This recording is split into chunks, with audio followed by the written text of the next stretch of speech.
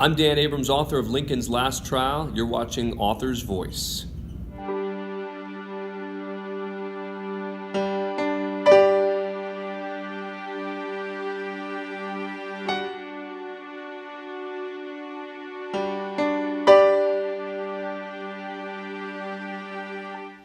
I'm Daniel Weinberg, and you're listening to A House Divided on the Author's Voice Network.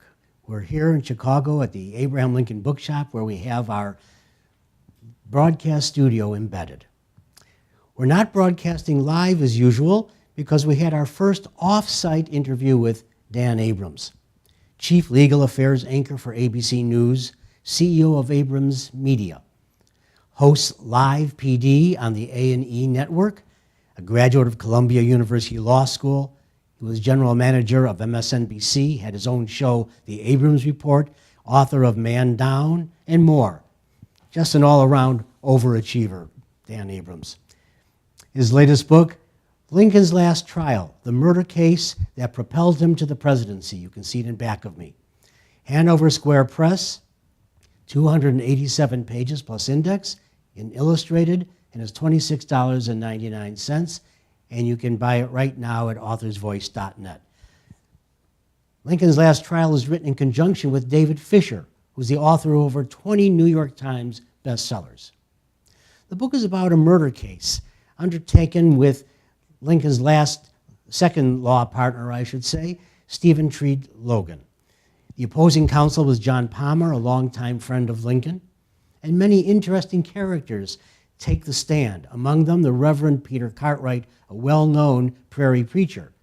Cartwright had beaten Lincoln in the 1832 Illinois state legislative campaign, but Lincoln then turned the tables and beat Cartwright in a bitter 1846 run for Congress. So it was going to be an interesting thing to see Peter Cartwright and Lincoln together on the same side in a case. But the most interesting part of the story is that a complete transcript of the trial exists, only turning up in 1989. It was taken by the stenographer Robert Hitt, H-I-T-T, who was hired by Lincoln to make this transcript. He had also made a transcript of the debates in 1858 at Lincoln's behest. Hitt became a name in his own right by the many public offices he held, even becoming the 13th Assistant Secretary of State in 1881, preceded by White House secretary and biographer, poet, and Lincoln signature forger, John Hay. That's a different story. This is the first full-length book to use the original transcript of the trial that was Lincoln's last murder trial before running for the presidency. His last actual trial was on June 20th in 1860, which was a patent infringement case. This is narrative history at its best. The book reads like a Perry Mason program. Indeed, if one pretends not to know the outcome, it's an exciting you are there read. Dry testimony becomes alive in Abrams and Fisher's writing. I truly enjoyed this, even as a Lincoln historian for the last 46 years. This was new and exciting to me. Truly, both the seasoned lawyer and the novice will enjoy how Abrams and Fisher have woven together a story into a narrative that keeps you moving and interested. Also woven in the history is the history of various parts of courtroom law, such as jury selection, why a defendant could not take the stand, murder in self-defense, a new concept, hearsay evidence, closing arguments, the meaning of compurgation, read the book, and how kissing the Bible when a witness took the oath replaced squeezing one's own testicles. Again, read the book. So here is my interview with Dan Abrams in a hotel conference room, our first live-to-tape interview. And remember, we only have a limited number of the signed books, so order yours now at authorsvoice.net. Here's our interview. Enjoy. I'm Daniel Weinberg from Author's Voice, which is an affiliate of Abraham Lincoln Bookshop in Chicago. And I'm sitting with Dan Abrams, whose latest book is Lincoln's Last Trial, the murder case that propelled him to the presidency. It's a Hanover Square Press publication, and I forgot to look how many pages. It's 270-something pages. And there are some illustrations in there, kind of interesting, and it's $26.99. I love the dust jacket, which you're seeing. It's nicely illustrated with the Matthew Brady Cooper Union pose of February 1860. Dan, first of all, what was the division of labor between you and your co-author, David Fisher? So, David brought me this project. So, David was the one who came to me initially and said, you know, there's this transcript out there of a Lincoln trial. It's the only transcript that exists, and no one's done anything with it. And I said, come on, there can't be a full transcript of a Lincoln trial. That's the only one that exists, and no one's doing anything with it. Well, lo and behold, I did some research, and he was absolutely right. And from there, we sort of embarked on it together. What's the division of labor? You know, look, it depended on the time, meaning that at the beginning, I think I probably laid out a lot of the structural elements for how we should do this. We both read through the transcript. We went through and talked about what elements of the transcript we thought were most important.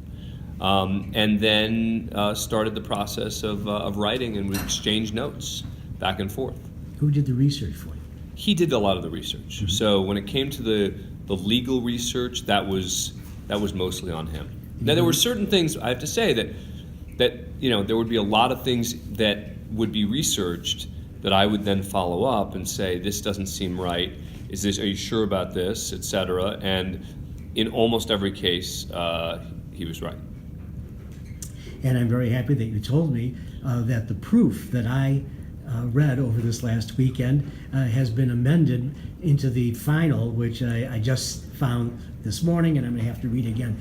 It was a wonderful book, and as I just said in the video that precedes this, it's really a spectacular narrative history, and really brings it to life, like Diane Sawyer says in the New York Times. It did. It brought the trial to life, and I think any lawyer would enjoy seeing it that way. So how do you define the narrative history? Where do you draw the line between fact and truthiness? So everything in the book is factual. When I say factual, I mean there are certain private conversations that we recreated. But anytime there was a recreated conversation, it was a means to an end. It was always to take us to something that had actually happened. It was to take us to something that we knew Lincoln had said, or we knew Lincoln had done, or to take us to an article that had been published about something related to the case. So all the quotes from articles at the time are real. All the precedent is real. Obviously, everything in the transcript is verbatim. And a lot of the descriptions that people gave after the fact are all exactly what they said about what had happened. The court crier's comments were about what he saw with Lincoln were real. Did Hitt himself? Robert Hitt was the stenographer. Yep. Did he have any memoirs? Did he write about this afterwards, or the debates when he was a stenographer for the debates? Not that we know of. So we had to sort of go back and gather as much information on him as we could. Remember, the goal of a stenographer, and I think Hitt took this very seriously, was not to be the story, was to be the vessel. You showed that in the book itself. Yeah, and I think that Hitt lived his life that way. He took, as you know, he became a very successful politician later in life. Oh yes, he was quite a person, more than just a stenographer for Lincoln. Absolutely, but I think that this was a real stepping stone for him. I think his association with Lincoln, and that at one of the Lincoln-Douglas debates, Lincoln wouldn't start until he could make sure Hitt was sitting right there where he was supposed to be sitting to take. Of course, Lincoln was looking forward. He wanted to have that published at some time. Absolutely, and it was Hitt that went to Medill, Chicago, the Tribune, Press and Tribune at the time. Right. And that's what Lincoln did. He cut all those out and made a scrapbook that he took on that trip that Corwin, you'll see in the book when you all read it out there in Webland, you're going to go with Thomas Corwin of Ohio, and he saw that scrapbook as well. Do you know that Hitt actually felt, because you say it in the book, that Hitt says that he felt what he was doing was important for the American people to see what was going on? That was our interpretation based on, and we also tried to talk to people who knew as much as we could. Hitt was one of the the toughest people to get the information that we had wanted on. And I think again, because he did, particularly considering what he did later in life, kept a relatively low profile. Did stenographers put down intonations or other physical movements? You have that in there. I don't know if that was narrative, which was wonderful. It made the whole place come alive. Or did the stenographer put things into the transcript that showed what was happening? So the stenographer put down the words, but sometimes there were pauses, sometimes there was blanks, etc., where he couldn't quite figure out what the word had been, and there's no tape to go back and check. So I think we based some of his challenges based on the transcript itself. Well, I want to go to the meat of the title of your book.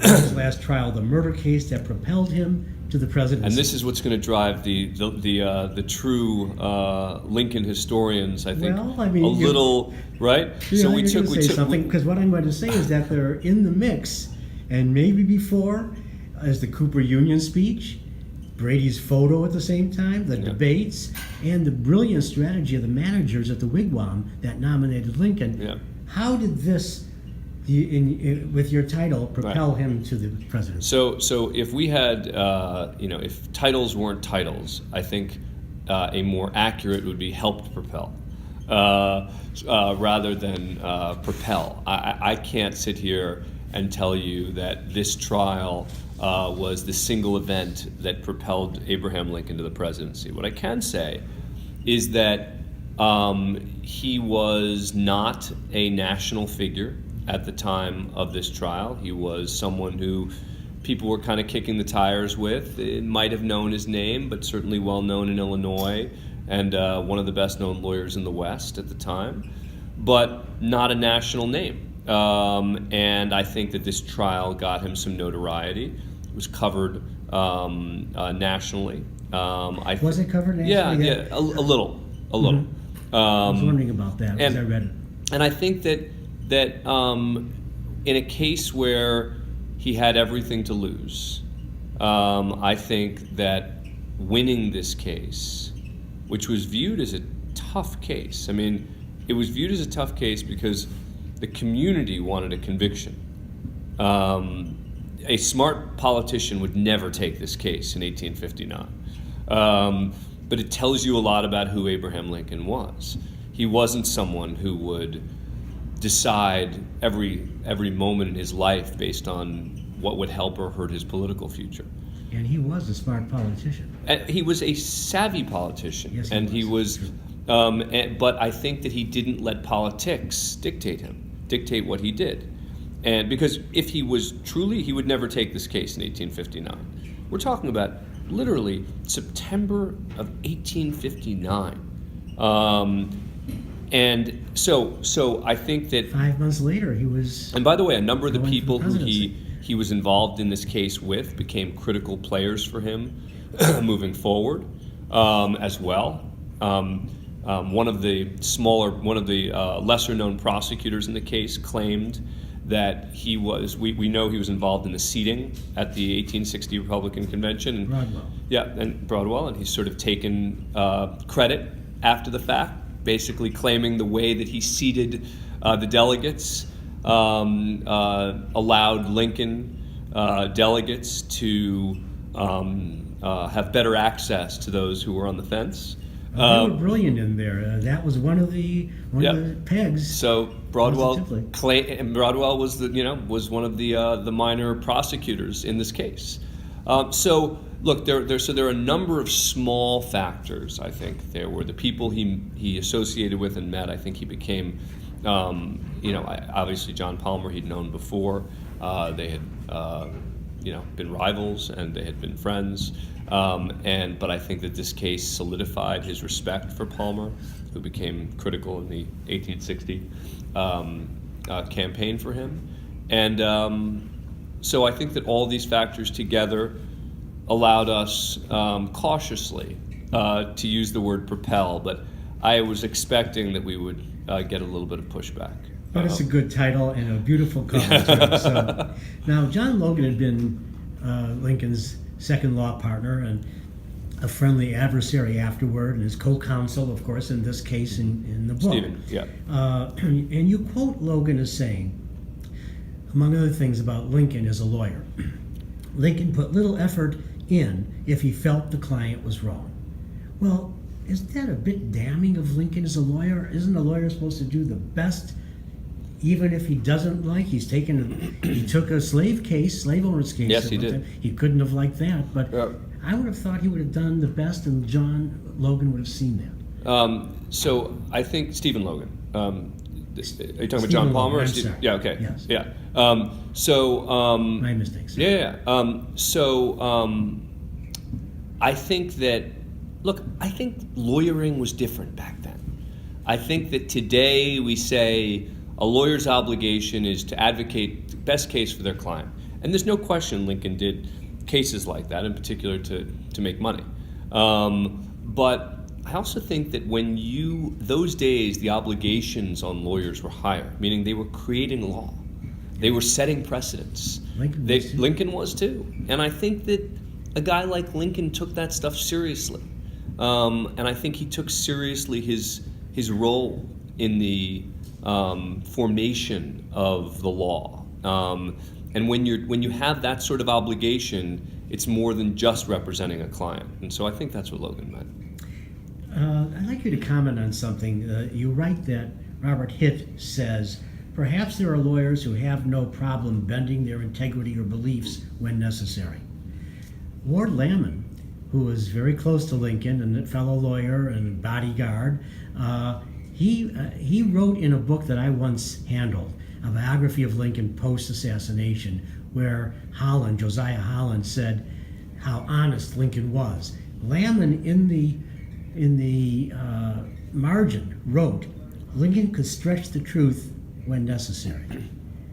So this, and of course that was something against him in debates as well. But stretching the truth is a little bit different than lying, of course. Yeah. I mean, look, I guess the question becomes, where's the line between stretching the truth and arguing, that it propelled him to the presidency, right? I mean, there's a little bit of leeway that can be given when advocating for something, and I think that I do think that Lincoln took probity seriously. I mean, I think it mattered to him, and so I think that yes, there may have been occasions, he was a human, and I think that we want to sort of deify him to some degree and say, oh, Lincoln would never have.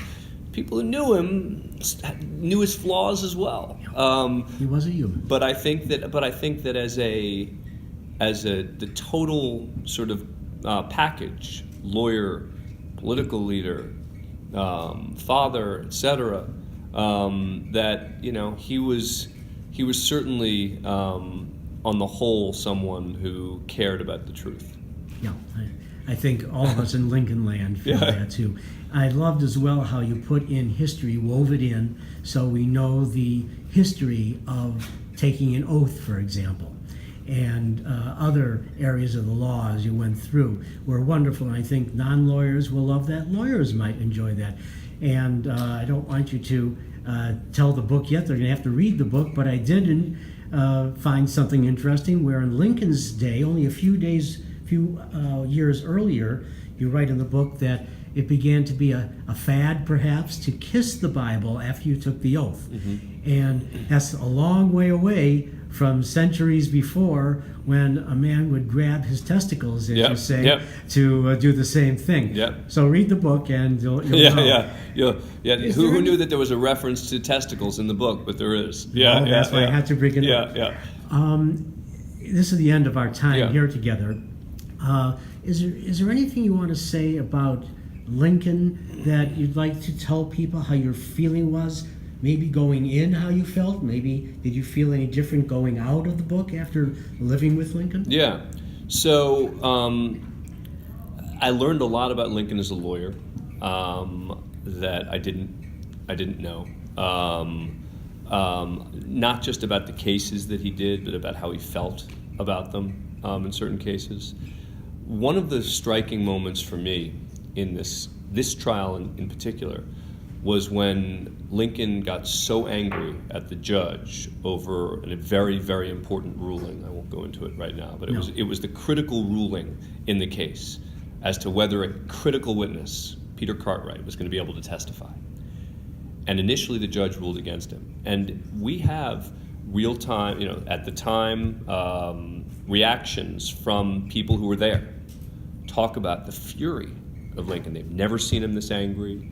And that's a different side to Lincoln. We all think of him as so sort of pensive and thoughtful and sort of relatively calm. And seeing an infuriated Lincoln, to me, was a side of him that I had not known of. That's a very powerful moment to a person who's lived with Lincoln for 46 years and not having seen that before. Yeah. That was very powerful, and I appreciate your putting that into the book, actually. Yeah.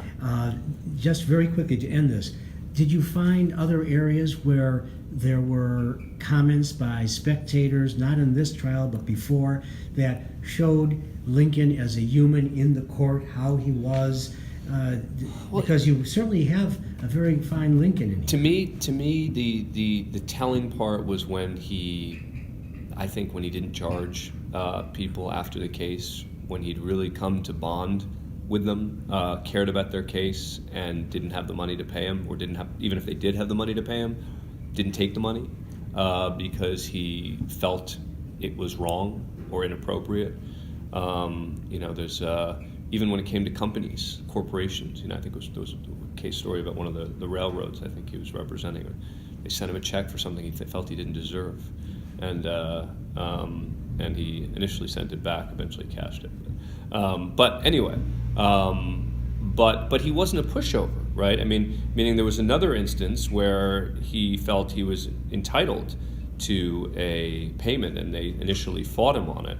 He asked for, I think it was $2,000, and the client fought him on it, and then he fought them in court and won a larger payment from them. So anyway. That was the railroad. Yeah.